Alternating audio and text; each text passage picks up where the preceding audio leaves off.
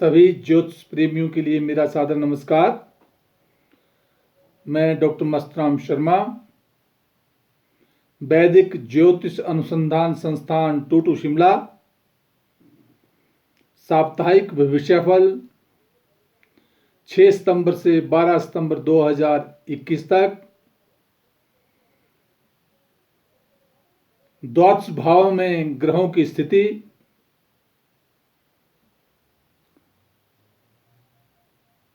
और व्रत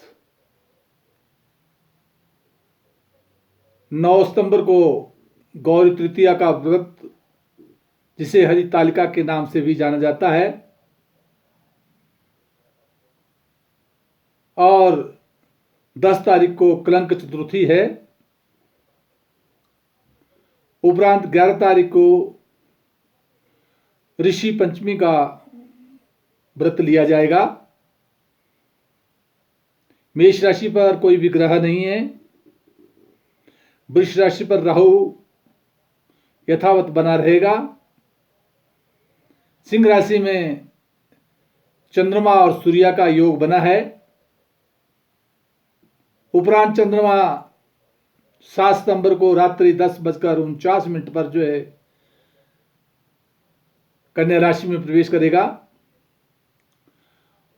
और 9 तारीख को रात्रि 1:44 पर चंद्रमा तुला राशि में प्रवेश कर जाएगा, और 12 तारीख को प्रातः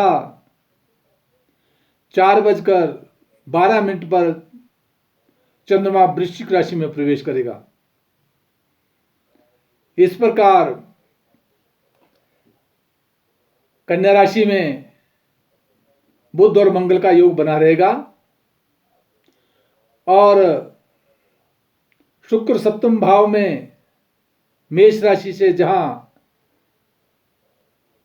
स्वगृह होकर विचरण करेगा, वहां वृश्चिक राशि में केतु, मकर राशि में शनि, और बृहस्पति बकरी होकर कुंभ राशि में ही रहेगा। इस प्रकार द्वादश भाव में राशियों का फलादेश मेष राशि का स्वामी मंगल अपने से षष्ठ भाव में होने के कारण, अष्टमेश भी होने के कारण बुध के साथ संयोग बना रहा है। इसलिए बुध स्वागृह है, जहां जातक के लिए शारीरिक स्वास्थ्य का विशेष ध्यान रखना होगा, वहां मुकदमे इत्यादि में क्रूग्रह होने के कारण जो विशेष सफलता को प्रदान करेगा। शुक्र दाम्पत्य जीवन में सप्तम भाव में होने के कारण पारिवारिक सुख को दे रहा है। व्यापारिक क्षेत्र में विशेष सफलता के योग बना रहा है। केतु अष्टम भाव में है।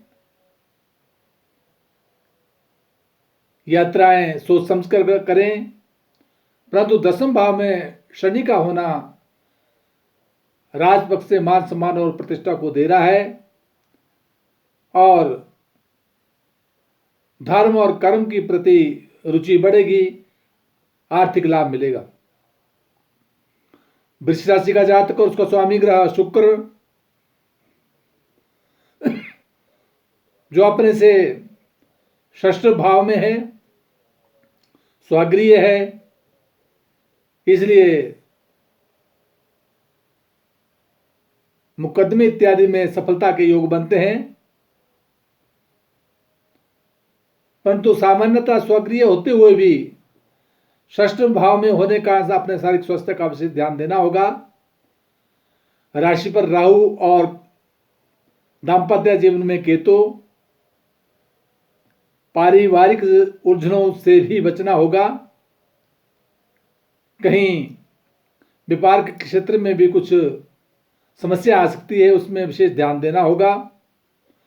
परंतु नवम भाव में जहां शनि स्वगृह होकर विराजमान है और दसम में बृहस्पति है, इसलिए धर्म और कर्म की तरफ रुचि बढ़ेगी, मान और सम्मान और प्रतिष्ठा बनी रहेगी।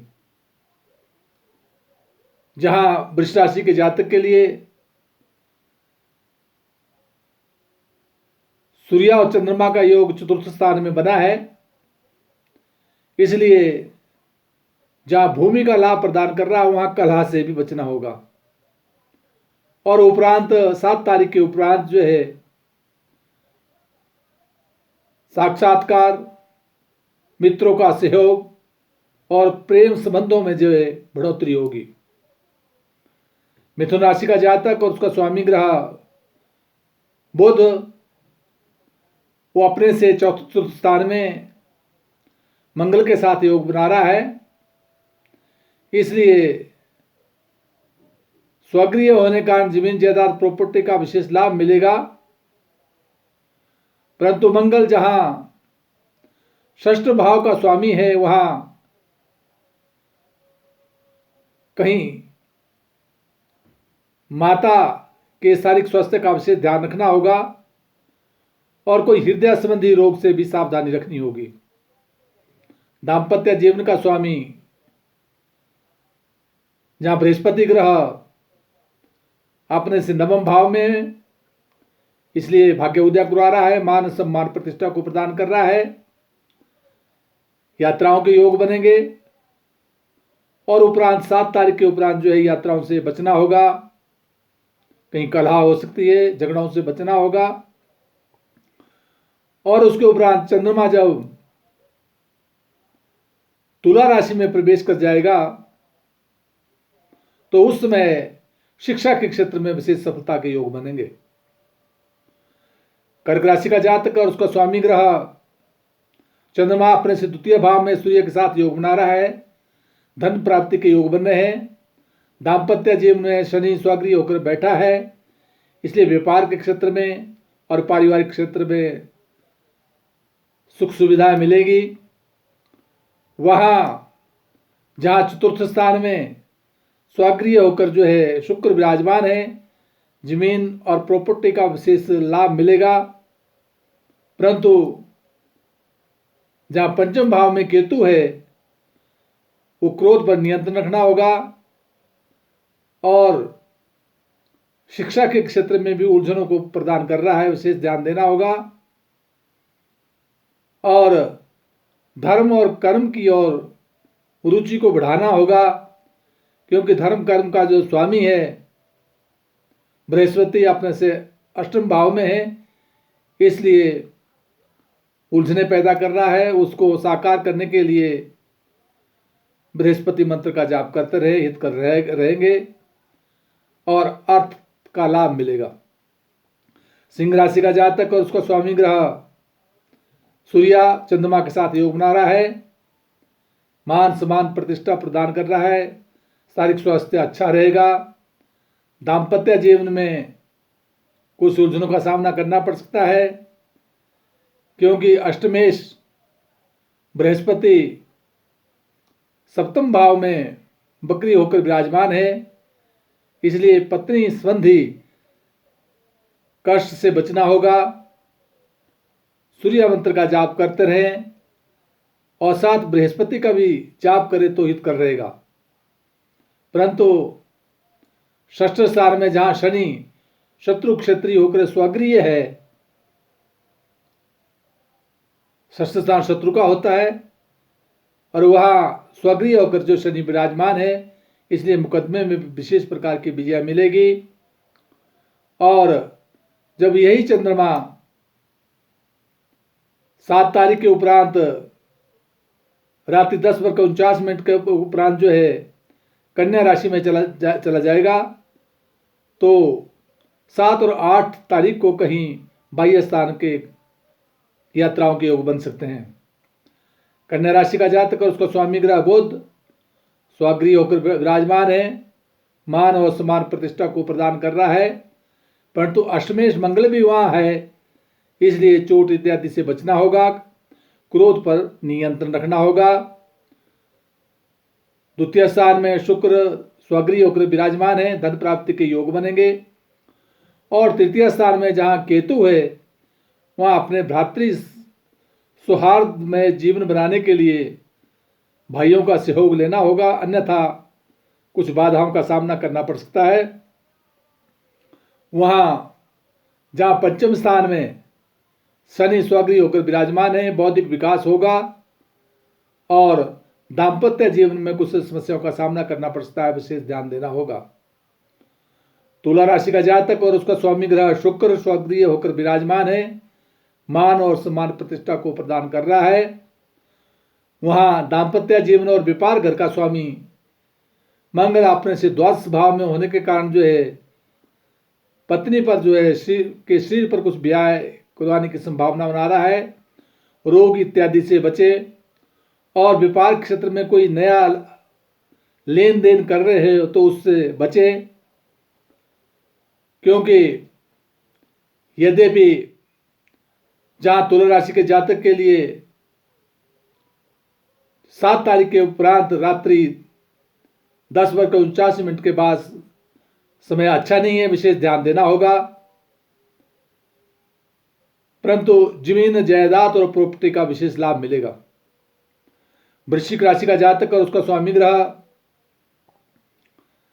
मंगल ग्रह जो अपने से तृतीय भाव में विराजमान है और तृतीय भाव में होने के कारण जो है यद्यपि बुध भी वहां विराजमान है, इसलिए धन की प्राप्ति के योग बना रहा है, परंतु यही मंगल जो है षष्ठेश होते हुए अपने से एकादश स्थान में है, इसलिए षष्ठेश होते एकादश स्थान में होने के कारण जो है भ्रातृपक्ष से जो है कुछ समस्याओं का सामना भी करना पड़ सकता है, विशेष ध्यान देंगे। और वहां जहां राशि पर वृश्चिक राशि पर ही केतु विराजमान है और सप्तम भाव दाम्पत्य जीवन में राहु है, वहां अपना और पत्नी के शारीरिक स्वास्थ्य का विशेष ध्यान देना होगा। उसके साथ ही जहां दसम भाव में चंद्रमा और सूर्य का योग बना हुआ है और नौकरी से विशेष सफलता के योग बनाएगा, मान और सम्मान प्रतिष्ठा बनी रहेगी। और 7 तारीख के बाद जो है कहीं धन प्राप्ति के योग भी बनते हैं। धनु राशि का जातक और उसका स्वामी ग्रह बृहस्पति अपने से तीसरे स्थान में पराक्रम घर में है और चतुर्थ भाव का भी स्वामी है, इसलिए शारीरिक स्वास्थ्य का विशेष ध्यान रखें। द्वितीय स्थान में शनि आपको धन की प्राप्ति करवा रहा है, मान और सम्मान प्रतिष्ठा बनी रहेगी। आंखों संबंधी या कानों संबंधी रोगों से भी सावधानी रखनी होगी। वहां जहां नवम स्थान में चंद्रमा और सूर्य का योग बना है, वहां धर्म और कर्म की ओर जो है रुचि बढ़ेगी। और शुक्र स्वयं एकादश स्थान में धन प्राप्ति के योग बना रहा है। मकर राशि का जातक उसका स्वामी शनि ग्रह स्वगृही होकर विराजमान है, मान सम्मान प्रतिष्ठा को प्रदान कर रहा है। वही शनि सप्तम भाव को दाम्पत्य जीवन को भी देख रहा है, पत्नी के शारीरिक स्वास्थ्य का विशेष ध्यान देना होगा, क्योंकि सप्तमेश स्वयं चंद्रमा अपने से अष्टम भाव में है, इसलिए पत्नी के स्वास्थ्य का विशेष ध्यान रखना होगा। जहां दसम भाव में शुक्र जो है स्वगृही होकर विराजमान है, इसलिए नौकरी के क्षेत्र में मान और सम्मान प्रतिष्ठा बनी रहेगी। धन प्राप्ति के योग बनेंगे। और जहां पंचम भाव में राहु विराजमान है, मित्र क्षेत्रीय है, इसलिए बौद्धिक विकास को भी प्रदान करता है। कुंभ राशि का जातक और उसका स्वामी ग्रह शनि अपने से द्वादश भाव में स्वगृही है, मान सम्मान प्रतिष्ठा बनी रहेगी, परंतु कदापि क्रोध पर नियंत्रण रखना होगा। दाम्पत्य जीवन में और व्यापार घर में चंद्रमा और सूर्य का योग बना है, मान सम्मान प्रतिष्ठा बनी रहेगी, दाम्पत्य सुख की प्राप्ति होगी, परंतु 7 तारीख के बाद जो है कुछ रात्रि के उपरांत जो है कहीं चोट इत्यादि से बचे, कुछ उलझनों से बचे, क्योंकि चंद्रमा कुंभ राशि से अष्टम भाव में कन्या राशि में प्रवेश कर जाएगा। विशेष ध्यान देना होगा। परंतु 9 तारीख के उपरांत जो है रात्रि 1:44 के उपरांत जब चंद्रमा तुला राशि में प्रवेश कर जाएगा, मान और सम्मान प्रतिष्ठा बढ़ेगी, धर्म और कर्म में रुचि होगी। मीन राशि का जातक और उसका स्वामी ग्रह बृहस्पति अपने से द्वादश भाव में है, शरीर पर व्याय करवा रहा है, विशेष ध्यान देना होगा। बृहस्पति मंत्र का ओम ग्राम ग्रीम ग्रोम स गुरवे नमः, इसको करते रहे तो हितकर होगा। वहाँ दाम्पत्य जीवन में केतु और मंगल का योग बना है, जो पत्नी के शारीरिक स्वास्थ्य की चिंता को प्रदान कर रहा है, विशेष ध्यान देना होगा। वहाँ अष्टम स्थान में जहाँ शुक्र विराजमान है, स्वागृह है, इसलिए दीर्घ आयु का योग बनाता है और धर्म और कर्म की तरफ से जो है कहीं मन मुटाव या अस्थिरता लाता है।